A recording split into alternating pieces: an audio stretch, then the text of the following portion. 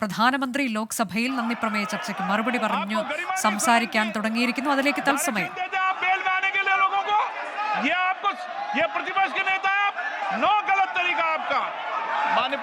പ്രധാനമന്ത്രി മറുപടി പ്രസംഗം ആരംഭിച്ച ഉടൻ തന്നെ പ്രതിപക്ഷ ബഹളം തുടങ്ങിയിട്ടുണ്ട് എന്നുള്ളതാണ് തത്സമയ ദൃശ്യങ്ങളാണ് ഇപ്പോൾ പ്രേക്ഷകർ കാണുന്നത്.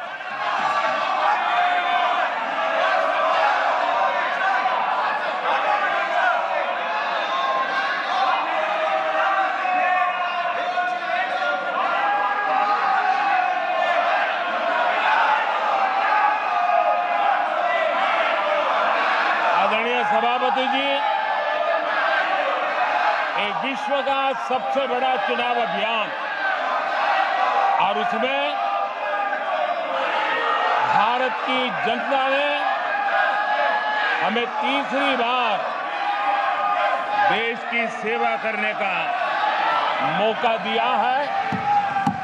ये अपने आप में लोकतांत्रिक विश्व के लिए बहुत ही महत्वपूर्ण घटना है, बहुत ही गौरवपूर्ण घटना है। आदरणीय सभापति जी, हमें हर कसौटी पर कसने के बाद देश की जनता ने ये जनादेश दिया है।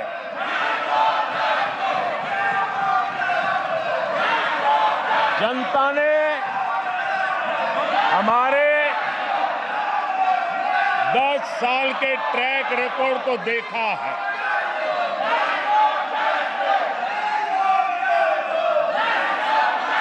जनता ने देखा है कि गरीबों के कल्याण के लिए हमने जिस समर्पण भाव से जन सेवा ही प्रभु सेवा इस मंत्र को चरितार्थ करते हुए हमने जो कार्य किया है, उसके कारण 10 साल में 25 करोड़ गरीब गरीबी से बाहर निकले। देश की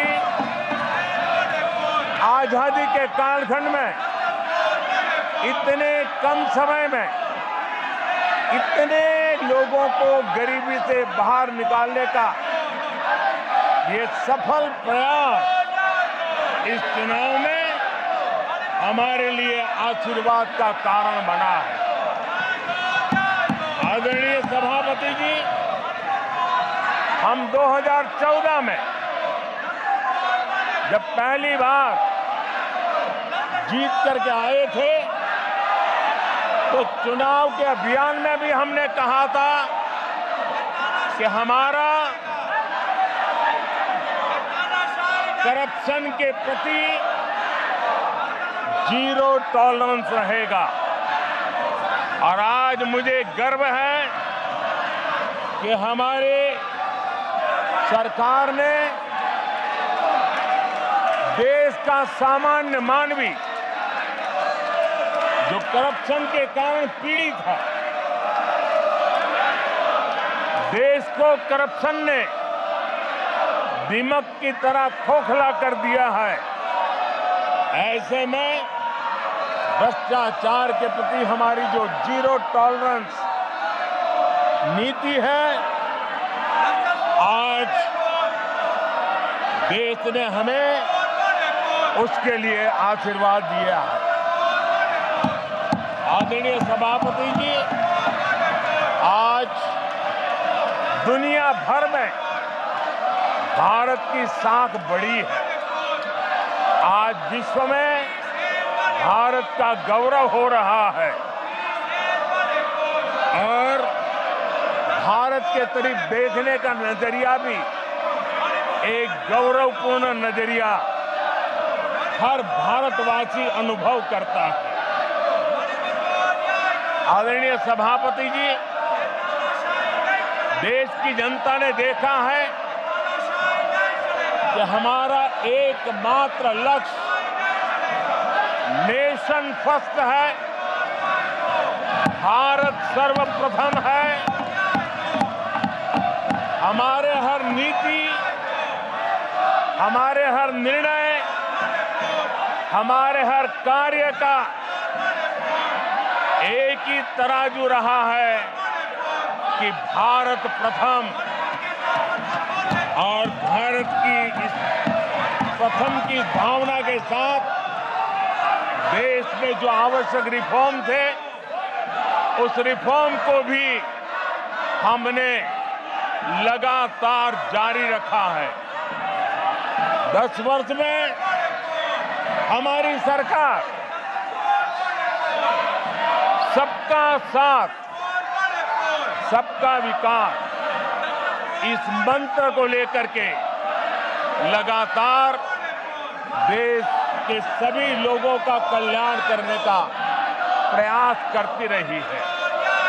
आदरणीय सभापति जी, हम उस सिद्धांतों को समर्पित है जिसमें भारत के संविधान के स्पिरिट के अनुसार सर्वपंथ संभाव, उस विचार को सर्वोपरि रखते हुए हमने देश की सेवा करने का प्रयास किया। आदरणीय सभापति जी, इस देश ने लंबे अरसे तक तुष्टीकरण की राजनीति भी देखी। इस देश ने लंबे अरसे तक तुष्टीकरण का, गवर्नेंस का मॉडल भी देखा। देश ने पहली बार सेक्युलरिज्म का एक पूरा हमने जो प्रयास किया, और वो हमने तुष्टीकरण नहीं, संतुष्टीकरण और संतुष्टीकरण के विचार को लेकर के हम चले हैं। और जब हम संतुष्टीकरण की बात करते हैं तो इसका मतलब है कि हर योजना का सैचुरेशन, गवर्नेंस की आखिरी व्यक्ति तक पहुंचने की हमारी जो संकल्पना है, इसको परिपूर्ण करना। और जब हम सैचुरेशन के सिद्धांत को लेकर चलते हैं, तब सैचुरेशन सच्चे अर्थ में सामाजिक न्याय होता है। सैचुरेशन सच्चे अर्थ में सेक्युलरिज्म होता है, और उसी को देश की जनता ने हमें तीसरी बार बिठा करके मोहर लगा दी है। आदरणीय सभापति जी, अपीजमेंट ने इस देश को तबाह करके रखा है, और इसलिए हमने justice to all, appeasement to none, इस सिद्धांत को लेकर के हम चले हैं। आदरणीय सभापति जी, 10 साल के हमारे कार्य को देखने परखने के बाद भारत की जनता ने हमारा समर्थन किया है। आदरणीय सभापति जी, हमें फिर एक बार 140 करोड़ देशवासियों की सेवा करने का मौका मिला है। आदरणीय सभापति जी, इस चुनाव ने इस बात को सिद्ध किया है कि भारत की जनता कितनी परिपक्व है, भारत की जनता कितने विवेकपूर्ण रूप से और कितने उच्च आदर्शों को लेकर के अपने विवेक का सद्बुद्धि से उपयोग करती है, और उसी का नतीजा है कि आज तीसरी बार हम आपके सामने, देश की जनता के सामने नम्रता पूर्वक सेवा करने के लिए उपस्थित हुए हैं। आदरणीय सभापति जी, देश की जनता ने हमारी नीतियों को देखा है, हमारी नीयत, हमारी निष्ठा, उस पर देश की जनता ने भरोसा किया है। आदरणीय सभापति जी, इस चुनाव में हम जनता के बीच एक बड़े संकल्प के साथ देश की जनता के पास आशीर्वाद मांगने के लिए गए थे और हमने आशीर्वाद मांगा था विकसित भारत के हमारे संकल्प के लिए। हमने विकसित भारत के निर्माण के लिए एक प्रतिबद्धता के साथ, एक शुभ निष्ठा के साथ जन सामान्य का कल्याण करने के इरादे से हम गए थे। जनता ने विकसित भारत के संकल्प को चार चांद लगा करके हमें फिर से एक बार विजयी बना करके देश की जनता की सेवा करने का मौका दिया है। आदरणीय सभापति जी, जब देश विकसित होता है तब कोटि कोटि जनों के सपने पूरे होते हैं। देश जब विकसित होता है तब कोटि कोटि जनों के संकल्प सिद्ध होते हैं। आदरणीय सभापति जी, जब देश विकसित होता है तब आने वाली पीढ़ियों के लिए भी एक मजबूत नींव उनके सपनों को पूरा करने के लिए तैयार हो जाती है।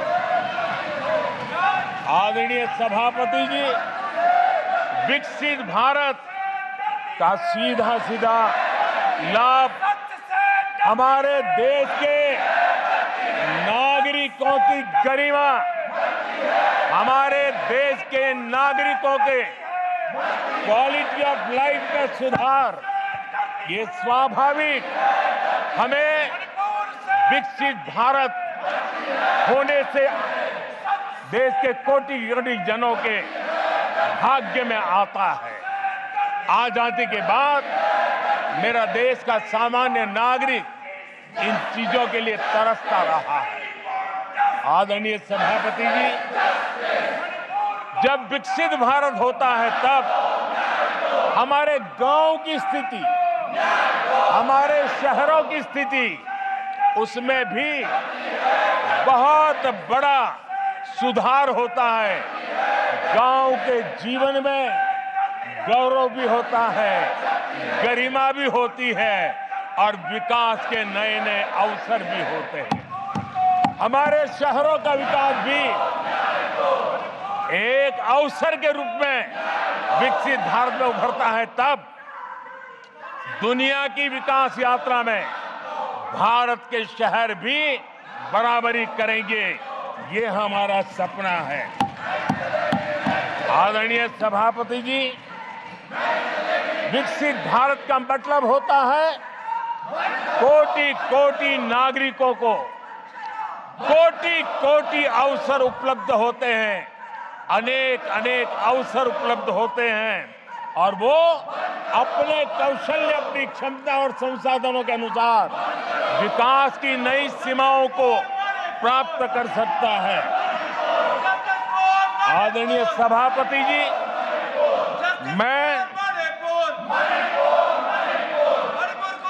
आदरणीय सभापति जी,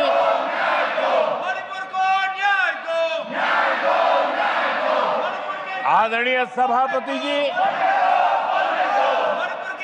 मैं आज आपके माध्यम से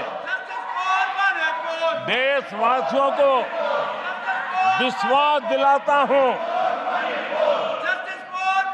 मैं देशवासियों को विश्वास दिलाता हूं कि विकसित भारत के जिस संकल्प को लेकर के हम चले हैं, उस संकल्प की पूर्ति के लिए हम भरसक प्रयास करेंगे पूरी निष्ठा से करेंगे, पूरी ईमानदारी से करेंगे और हमारा समय का पल पल और हमारे शरीर का कण कण हम देशवासियों को विकसित भारत के सपने को पूरा करने के लगाएंगे।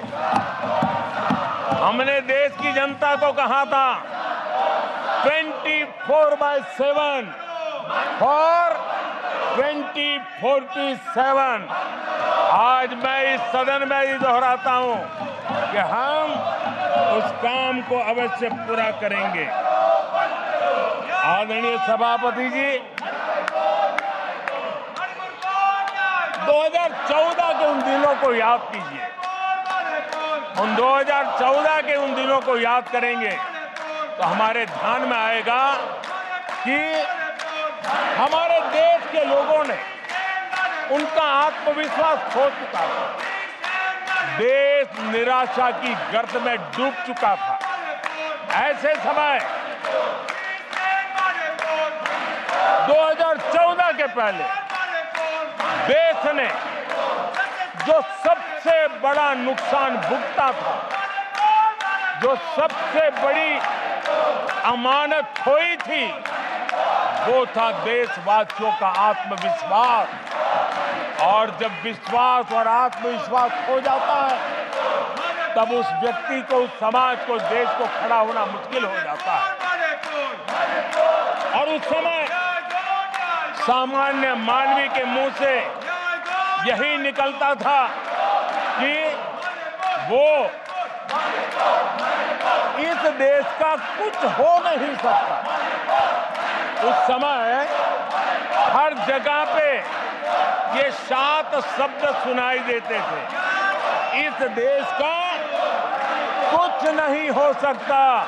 यही शब्द 2014 के पहले सुनाई देते थे। भारतीयों की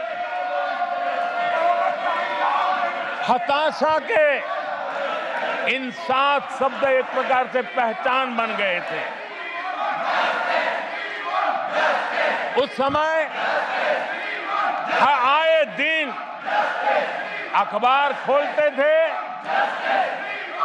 तो घोटालों की खबरें ही पढ़ने को मिलती थी और सैकड़ों करोड़ के घोटाले, रोज नए घोटाले,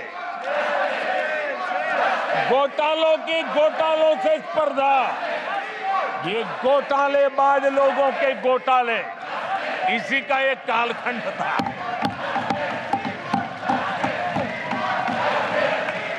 और बेशर्मी के साथ सार्वजनिक रूप से स्वीकार भी कर लिया जाता था कि दिल्ली से 1 रुपया निकलता है तो 15 पैसा पहुंचता है। 1 रुपये में 85 पैसे का घोटाला। इस घोटालों की दुनिया ने देश को निराशा की गर्त में डुबो दिया था। पॉलिसी पैरालिसिस था, फ्रेजाइल 5 में पहुंच चुके थे। भाई भतीजावाद इतना फैला हुआ था कि जिसके लिए सामान्य नौजवान तो आशा छोड़ चुका था कि अगर कोई सिफारिश करने वाला नहीं है तो जिंदगी अटक जाएगी। ये स्थिति पैदा हुई थी। गरीब को घर लेना हो, हजारों रुपये की रिश्वत देनी पड़ती थी। आदरणीय सभापति जी, अरे गैस के कनेक्शन के लिए मेंबर पार्लियामेंट के यहाँ, सांसदों के यहाँ अच्छों को चक्कर काटने पड़ते थे और वो भी बिना कट के लिए गैस के कनेक्शन नहीं मिलते थे। आदरणीय सभापति जी, मुफ्त राशन भी पता नहीं कब बाजार में दुकान पर बोर्ड लटक जाए, हक का राशन नहीं मिलता था, उसके लिए भी रिश्वत देनी पड़ती थी।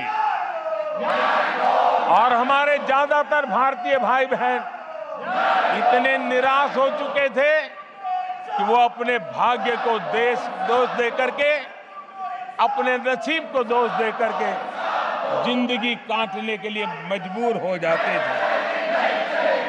आदरणीय सभापति जी, वो एक वक्त था 2014 के पहले, जब वो 7 शब्द हिंदुस्तान के जनमन में स्थिर हो चुके थे। निराशा की गर्त में डूबा हुआ समाज था। तब देश की जनता ने हमें सेवा करने के लिए चुना और वो पल देश के परिवर्तित युग का प्रारंभ हो चुका था। और 10 साल में मैं कहूं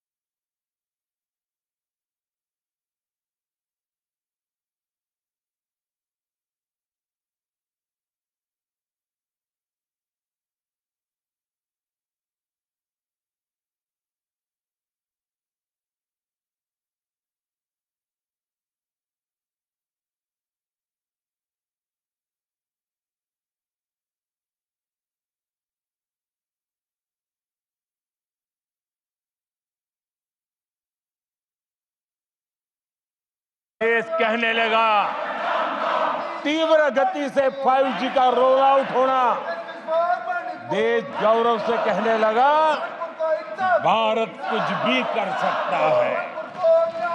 आदरणीय सभापति जी, वो एक जमाना था जब कोयले घोटाले में बड़ों के हाथ काले हो चुके थे।